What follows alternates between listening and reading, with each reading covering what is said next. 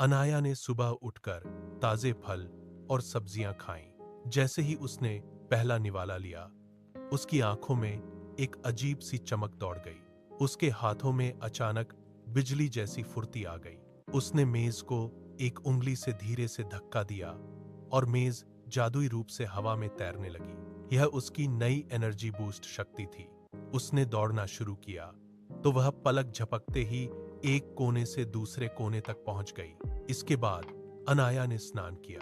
पानी की बूंदें जैसे ही उसके शरीर को छूकर गिरीं, उसके चारों ओर एक पारदर्शी नीली रोशनी का घेरा बन गया। यह क्लीन ऑरा शील्ड थी।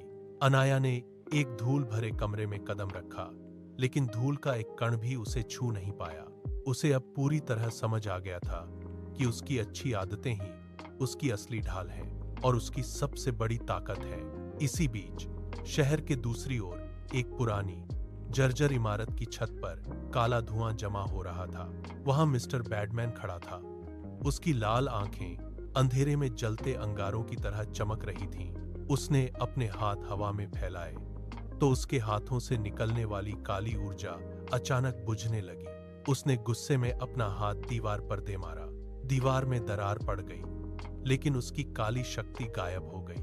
उसने चिल्लाकर कहा, मेरी शक्तियां कम क्यों हो रही हैं? यह रोशनी कहां से आ रही है? उसने मुट्ठी भींची और हवा में अनाया की तस्वीर उभरी। उसने दांत पीसते हुए कहा, अनाया, तुम्हारी अच्छी आदतें मेरी ताकत खत्म कर रही हैं। मैं तुम्हें मिटा दूंगा। वह अंधेरे में ओझल हो गया।